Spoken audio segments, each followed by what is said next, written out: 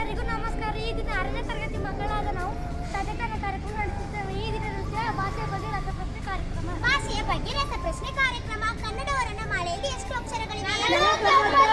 ಕನ್ನಡದಲ್ಲಿ ಒಟ್ಟು ಎಷ್ಟು ಸ್ವರಗಳಿವೆ? ಕನ್ನಡದಲ್ಲಿ ಒಟ್ಟು ಎಷ್ಟು ವ್ಯಂಜನಗಳಿವೆ? ಕನ್ನಡದಲ್ಲಿ ಎಷ್ಟು ಲಿಂಗಗಳಿವೆ? ಅವು ಯಾವುವು?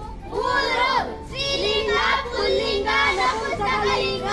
ಅಮ್ಮ ಪದದ ಬಹುವಚನ ರೂಪ ಏನು? ಕರ್ನಾಟಕದ ನಾಡಗೀತೆ ಯಾವುದು? ಜನನಿಯ ಕಳೆದಾತೆ. ಕುವೆಂಪು ಅವರ ಪೂರ್ಣ ಹೆಸರು ಏನು? ಕುಪ್ಪಳ್ಳಿ ವೆಂಕಟಪ್ಪನ ಪುಟ್ಟಪ್ಪ. ಹೂಗಳ ರಾಣಿ ಎಂದು ಯಾವ ಹೂವನ್ನು ಕರೆಯುತ್ತಾರೆ? ಕನ್ನಡ ರಾಜ್ಯೋತ್ಸವ ಯಾವ ದಿನ ಆಚರಿಸುತ್ತಾರೆ?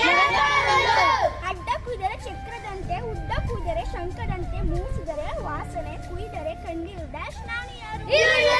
ಉತ್ಸಾಹ ಪದದ ವಿರುದ್ಧಾರ್ಥಕ ಪದ. ಗಾದೆ ಪೂರ್ತಿ ಮಾಡಿ ಉಪ್ಪು ತಿಂದವನು ನೀರು ಕುಡಿಯಲೇಬೇಕು. ಧನ್ಯವಾದಗಳು.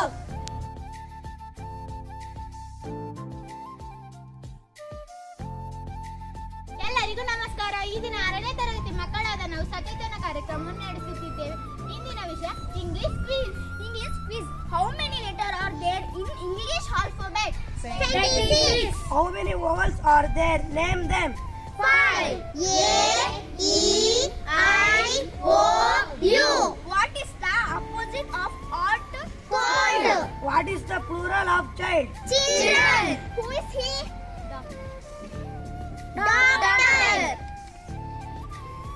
What is this? Nail cutter. The third day of the week is Tuesday.